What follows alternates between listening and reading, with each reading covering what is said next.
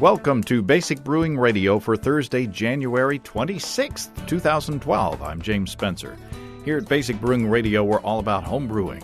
With this week, home brewer Christopher Owen shares his Belgian yeast experiment that he did with the help of the Loggers Home Brewing Club up in Louisville, Kentucky.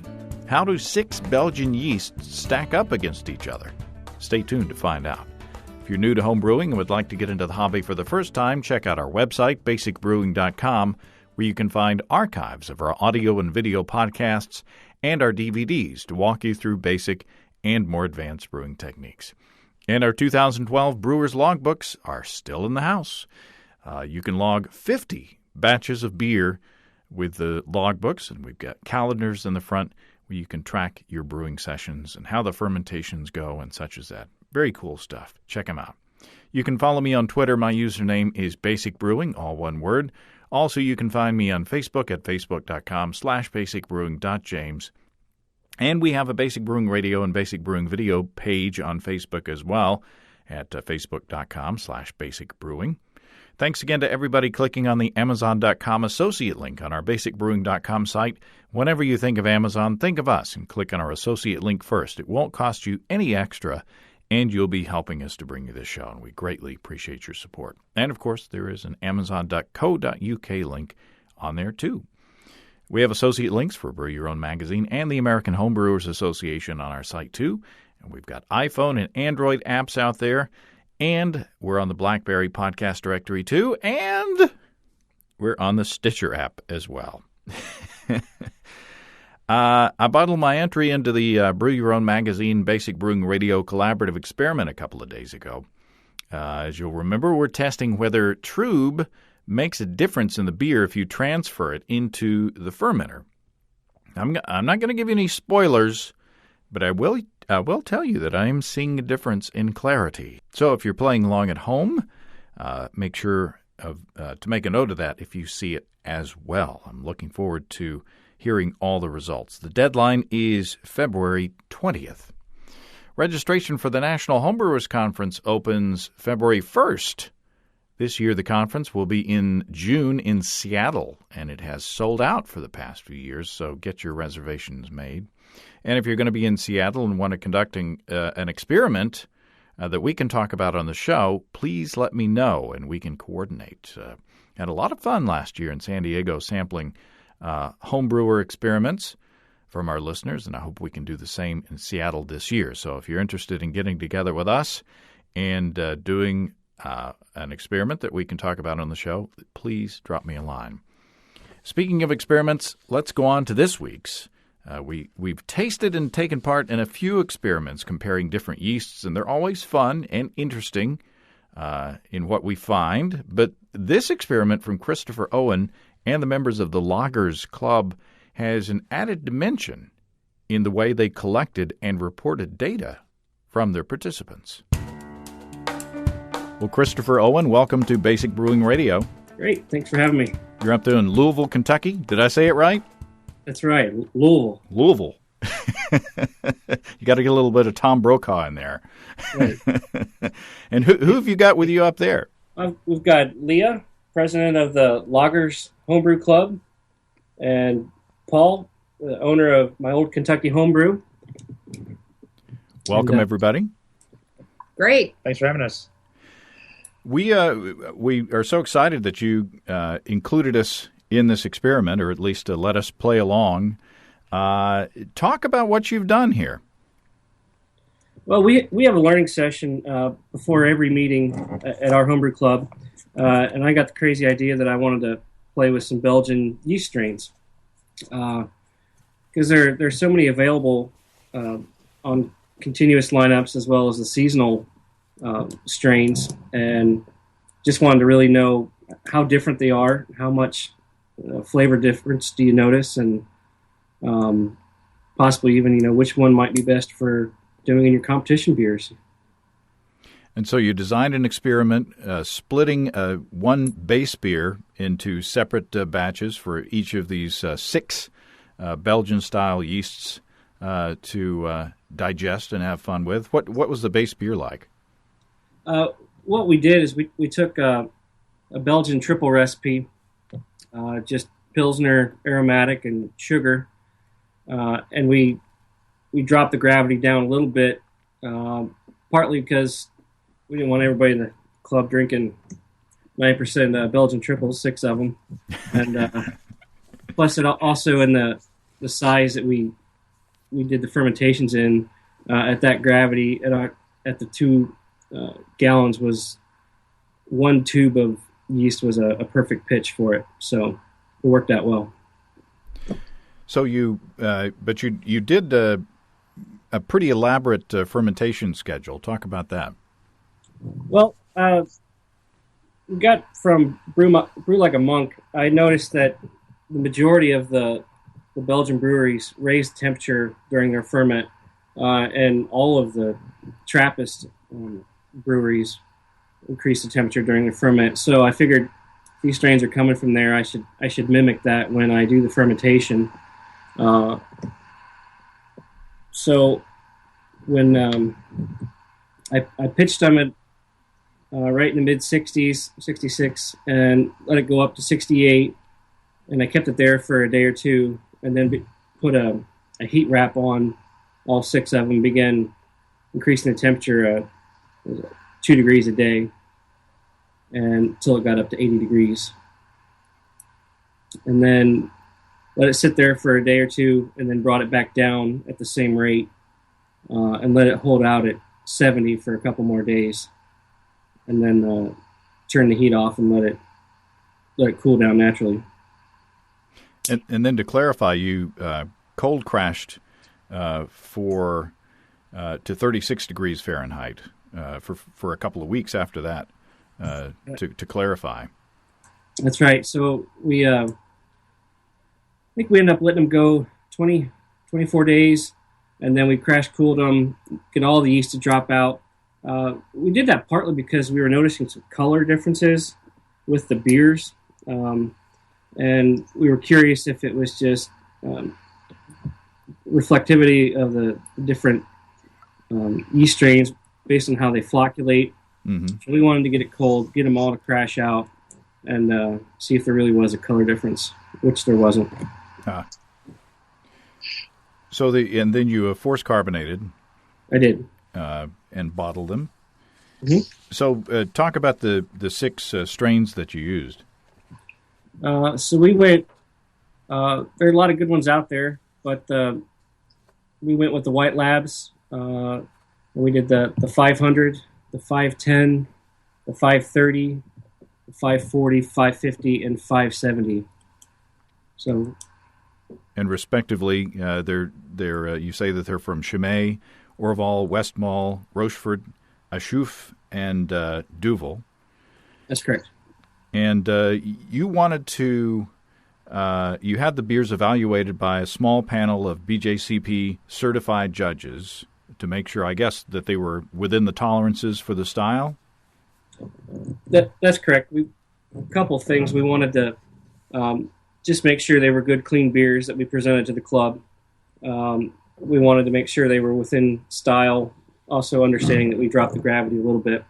And then also the judges helped me formulate that sheet and make sure any flavors that we got, were on the sheet, and then also kind of help construct it a little bit. And this sheet that you're talking about, usually when people, judge or evaluate beers, they're looking at sort of the model that the BJCP, the Beer Judge Certification Program, has done, where they're judging sheets. But you took a little bit of a different tact on this one. That's right. I wanted to be able to quantify the different flavors that were perceived, so we could actually compare the specific flavors. A lot of people, especially BJCP judges and such, you'll often get comments that have the appropriate ester profile, or that they'll taste dominant fruity esters, and sometimes you get comments on which one specifically, and sometimes they leave it at that. So I didn't want to get a bunch of comments from the club members that just said they tasted fruity esters. I wanted to know what were the flavors, and were the flavors different between the yeast strains. You asked specifically on each of these yeasts. You asked overall impressions, whether the beer was malty, hoppy, or yeasty, and if it was yeasty, whether it was fruity or spicy. And then under yeast profile, you have divided into estery, fruity, and spicy. Those are two categories, estery/fruity. And under that, you have apple, banana, blackberry, grape, grapefruit, lemon, orange, pear, plum, raspberry, and strawberry. And you do have a write-in on each of these categories. And then under spicy, you have cinnamon, clove, coriander, cumin, grains of paradise, oak, pepper, star anise, and vanilla.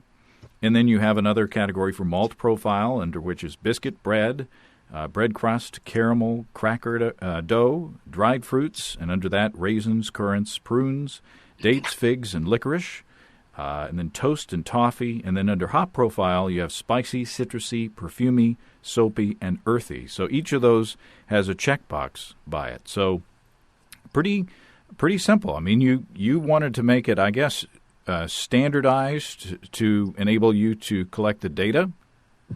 That's correct. You must be in the data collection business. A little bit. Now, what were the impressions? So you worked with the Loggers Homebrewing Club?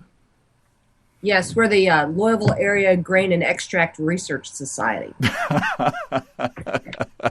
The one in Louisville. We're the loggers from Louisville, not the one from when we go to the Nationals. There's another loggers group, but we're the Louisville area group. You're the better one. No, we're the older one.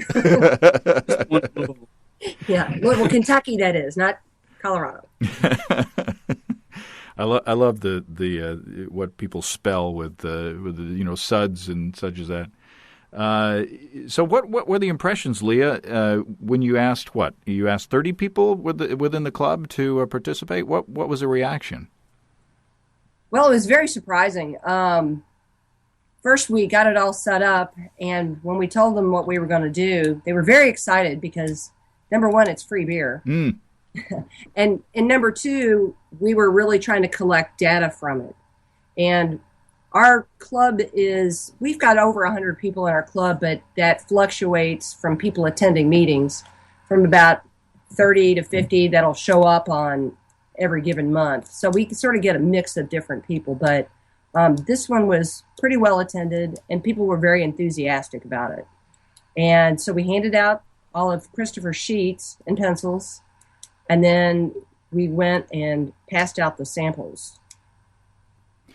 And then we had open kegs afterwards. Yeah, which is always popular.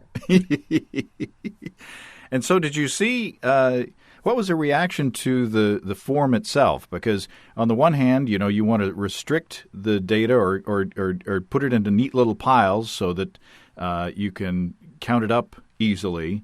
But on the other hand, there is a write-in category there, but it kind of restricts the creativity or the kind of flexibility on some precise descriptors. For example, Alex Roberts was one of our tasters that we did, and he said mandarin orange, instead of just orange. So he wasn't able to get as specific as he wanted. So what was the reaction to the form itself? Oh, from the club members? Yeah. In talking to, because I was one of the people pouring the beers, I felt it was pretty. They were pretty happy that they had something to go by. We are working in our club to garner more BJCP judges, and so myself, Paul, and Christopher, and Chuck, we're all trying to get more people involved in the BJCP, and we're trying to then, with that, increase people's vocabulary in tasting. Mm. And they find that really helpful because they'll taste something and go, "Oh, that really tastes like fruit." And they, as we ask them to try to hone in on it, it's kind of hard to do unless you really give them something specific. And the way Christopher ran the experiment, as we did it for the club, we would discuss what people were tasting and let people kind of shout it out. We did want them to write it on the sheet, and they did. But then we discussed it, And then, so people would then recognize what the aroma was, what was crossing their palate. If they couldn't put a name to it, somebody else was able to put a name to it in the room, and then that helped clarify that flavor for the others. Yeah, yeah. A lot of times when I'm tasting beer, I'll taste something I know it's a flavor that I've tasted before, but you don't expect it in a beer, so you don't, like circus peanuts. You know, there's or bubble gum or something that you've tasted. You can identify that taste, but your brain hasn't made that connection yet. That circuit hasn't been laid there, and once somebody says, mango or whatever, then you say, yeah, exactly, or butterscotch as a negative, flavor or an off flavor. So yeah, but once that connection is made, then the next time they taste it, hopefully it'll be easier to make. Right, and that was our hope in that part of the experiment as well. So not only were we going to learn about the yeast, but we were going to hopefully increase the palate and palate knowledge of our membership that was able to attend. Excellent. Well, let's Andy Sparks and Alex Roberts and I sat down with these 6 samples a couple days ago, and we did our own little tasting, and here's what we came up with. Okay, Andy Sparks. Hey, James. That was not the best intro. Yeah. And Alex Roberts. Hey, James. See, Alex knew from your example how to answer the ambiguous intro there. We are here, and we have just tasted 6 Belgian beers, or 6 beers brewed with Belgian yeasts, and it was interesting. I guess at the beginning we all thought that this was going to be a tasting which we would be checking the banana descriptor most often, right? Yeah, I certainly thought so. Based on my kind of past experience with brewing a few Belgians. A lot of times that is the character that comes out, those estery flavors and stuff. And it's kind of a stereotype maybe of what these yeasts can produce. But you're right. We didn't check that box as many times as we thought. What'd you think, Alex? Yeah, I like the word stereotypical. I mean, I thought I'd be going through, and that's really all I would find, and I'd have to search for anything else because we did have so many choices with the estery fruity. But yeah, I mean, it was fairly minimal, I thought. Before we get into the specific things that we found, let's talk about the form. I mean, this is different from the AHA or the BJCP form that is typically used on judging competitions. What did you guys think of the form? I liked it. I know we talked about there were a little bit of, places where we could see overlap, and, there were questions of, did we have to pick between just spicy, or could it be estery, or could it be both? And there was a little bit of overlap in some of those, but I think overall it was a good starting point, and it did give you ideas that I don't think I would have necessarily thought of without actually seeing it on the form. Mm-hmm.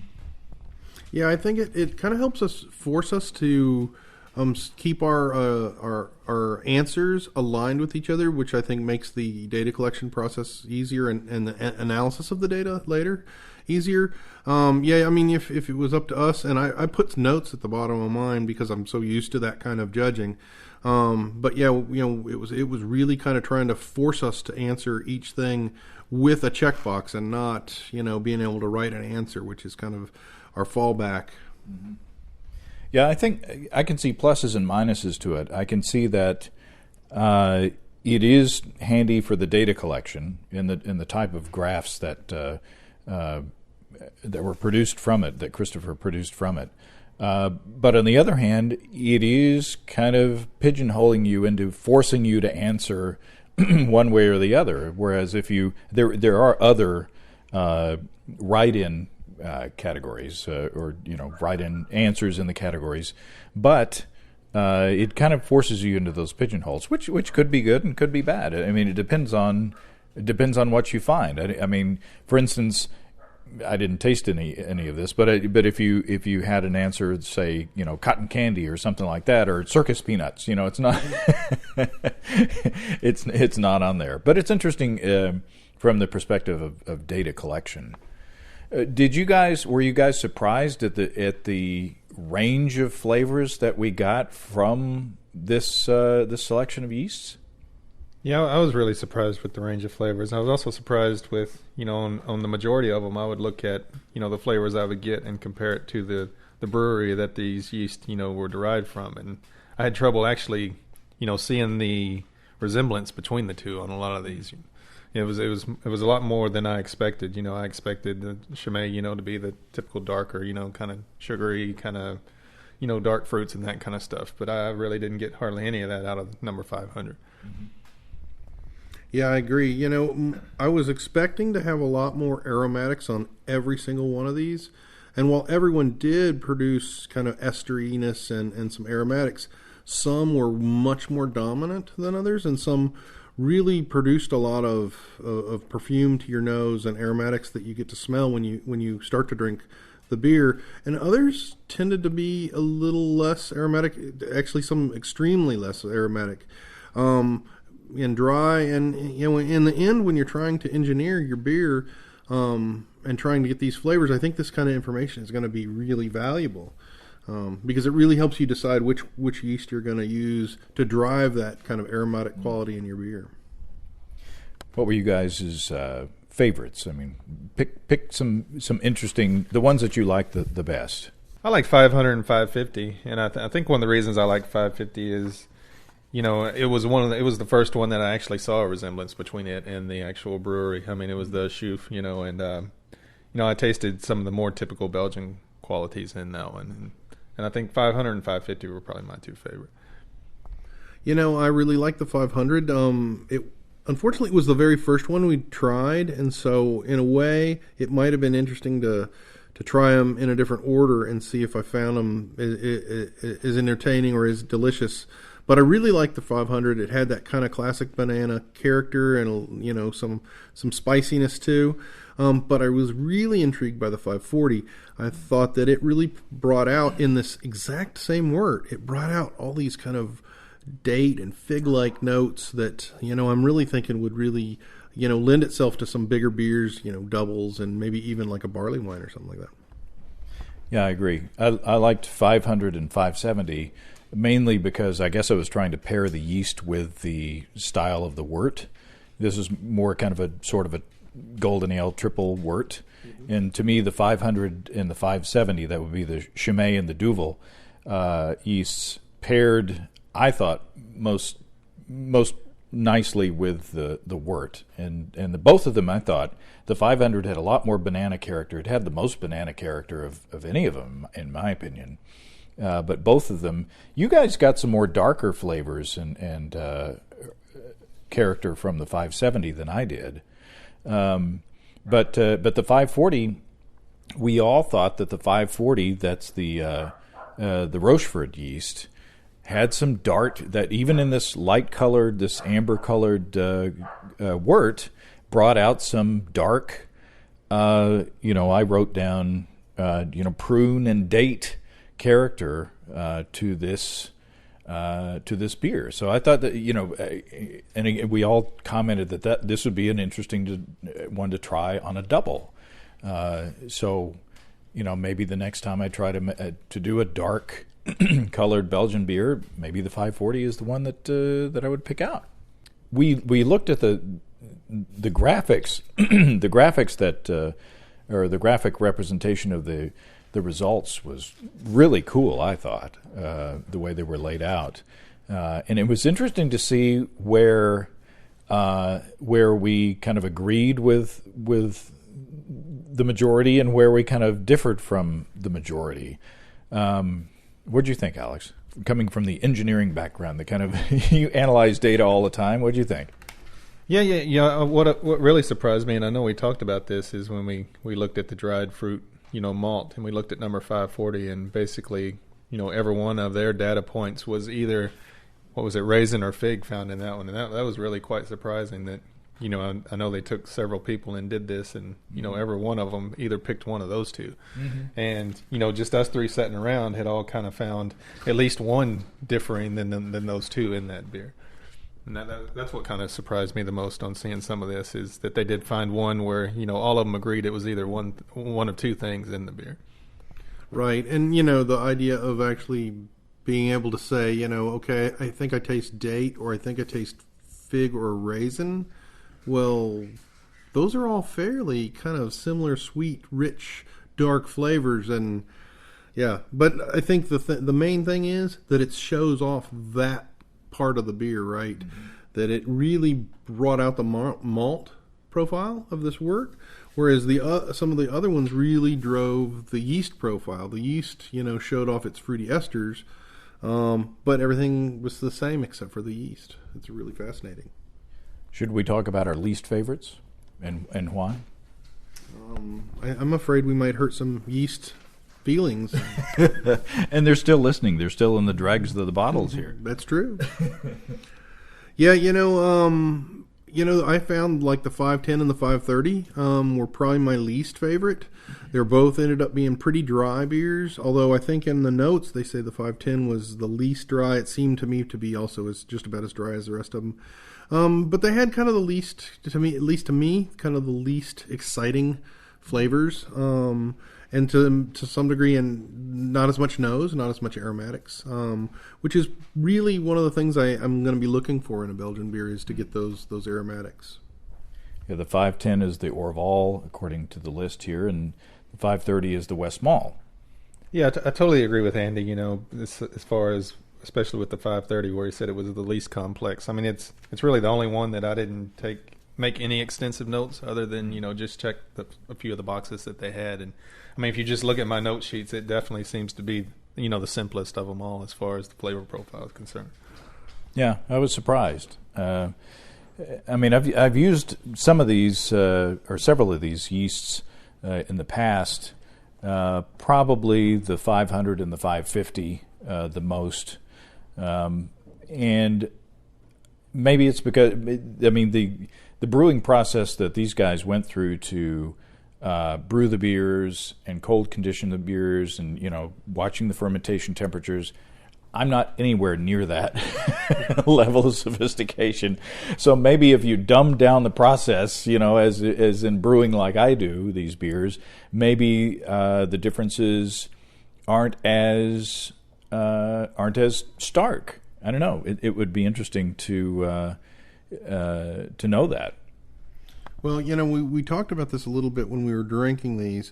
This was a really, really well-made wort, and all the beers were top-notch, really.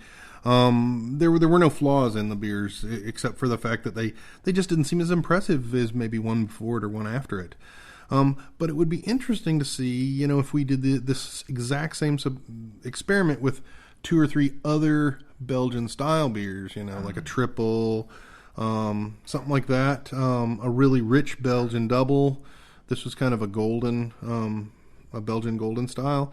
So, I mean, if the yeast had more stuff to work with and play with, maybe they would be able to shine a little better. And we might say, wow, if I was doing something that brought to the table a lot of these rich malt characters to start with, well, maybe one of these other yeasts would then shine, and whereas it doesn't seem to on this lighter colored wort.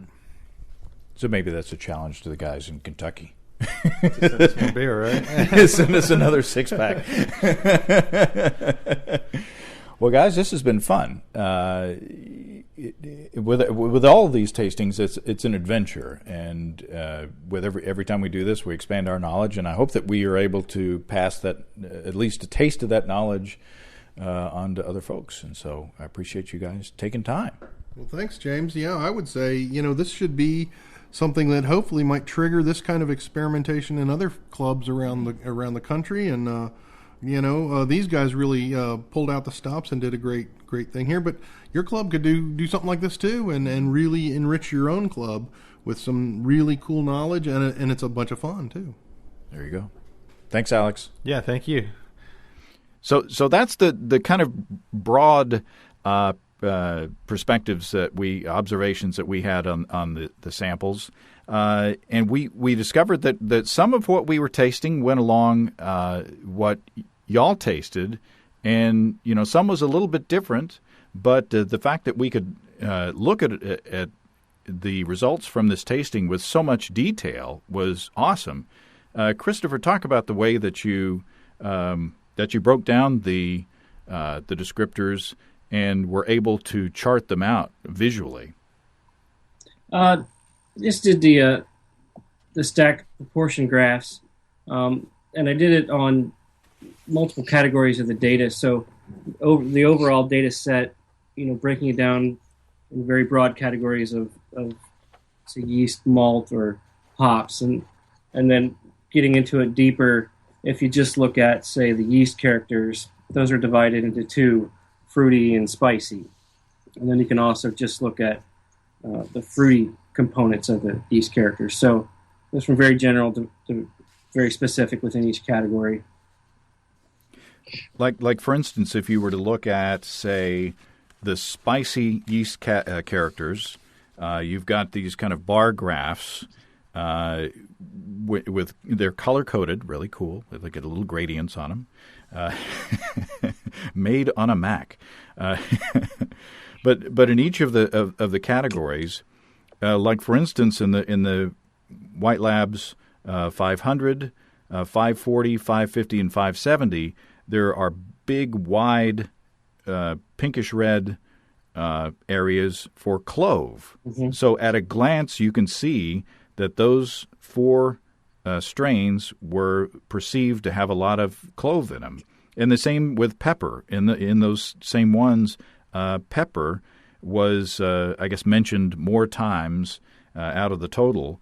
And so you get a bigger, wide blue indicator for that.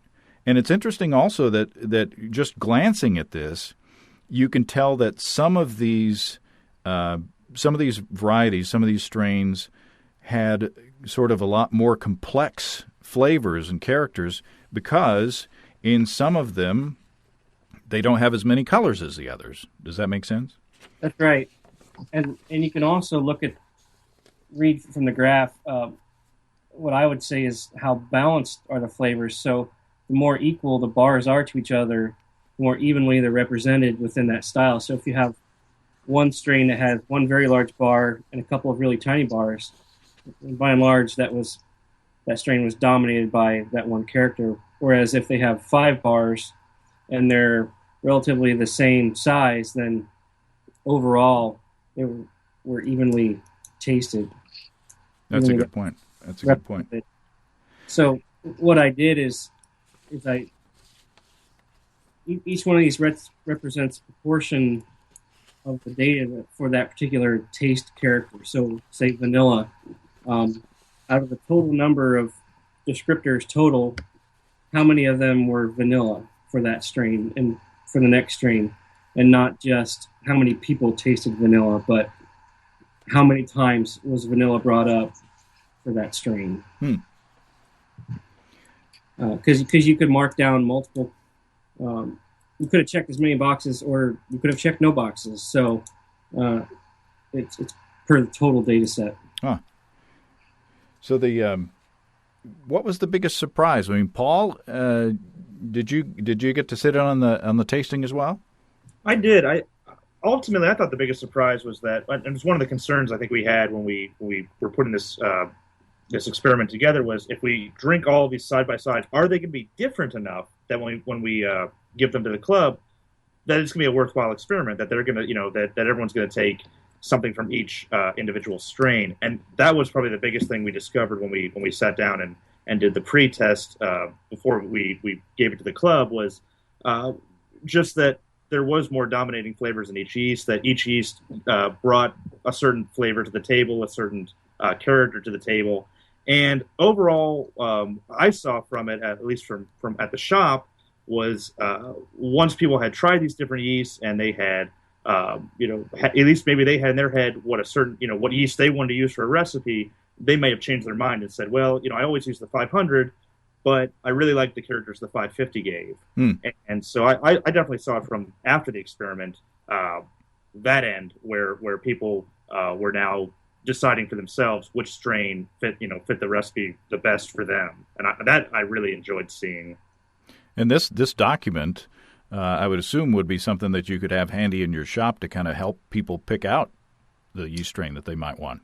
Yeah, and we're certainly working with the Loggers Club and other regional homebrew clubs, and also LouisvilleBeer.com to bring all these kinds of experiments together, so that way people it's hard to make every single beer, and it's hard. There's very few brewers get the opportunity to brew once a week, once a month, and when they brew each batch, I think they want to get the most out of the ingredients they're paying for. They want to make sure they're going to get the beer that they want, and just having these experiments on hand, having this information on hand is very, very helpful. One thing that, of course, there are a ton of variables that you could throw at this experiment, but one variable that I would be interested in seeing changed would be the you just used table sugar. Is that correct? That's correct.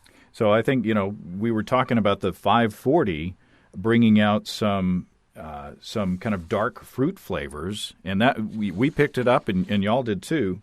It would be really cool to see another round with some dark candy syrup in there to see what kind of characters were brought out by that as well. Isn't that the next experiment? That's right. We were toying around with the idea of making this a 3-part series where the next one we take one strain and do all the different candy-colored candy sugars to see how that affects the flavors, and then do another one with manipulating temperature. Oh, yeah. And, but we've got a lot of people interested in Belgian style right now. I don't know if we're going to follow through with it or not. Well, this experiment it's certainly, I could see it from on my end where a lot of people were very inspired by this to say, where you can brew these beers side by side and through, my shop and through the club, we'll give them the what they need to do these experiments. And so doing things with different sugars and changing these variables up, we're going to see a lot more of that, I think, at least in our club, and hopefully just more in general as brewers are getting more intelligent about what variables they can change and how that can affect their beers. What was the favorite? I mean, which of these, which was the favorite yeast? By and large, it was the 550. All of them, when you tasted them, you thought of Belgian beers when you tasted them right away because of the flavors you got in there. But most people identified the 550 as kind of just that classic. That's what they're used to buying at the store, Belgian character. Mm-hmm. Which is interesting because that may be helpful if you're wanting to compete with these beers. The one that maybe people recognize more as a classic strain might do better in competition than, say, the strain that people weren't used to. Yeah, I think Alex, who drinks a lot of Belgian-style beers and beers from Belgium, said that 550 reminded him most of the brewery that strain has originated from. In other words, that was, the beer that he had was more true to the flavor of the beers that he's tasted from that brewery. So, that may be exactly what he's saying then.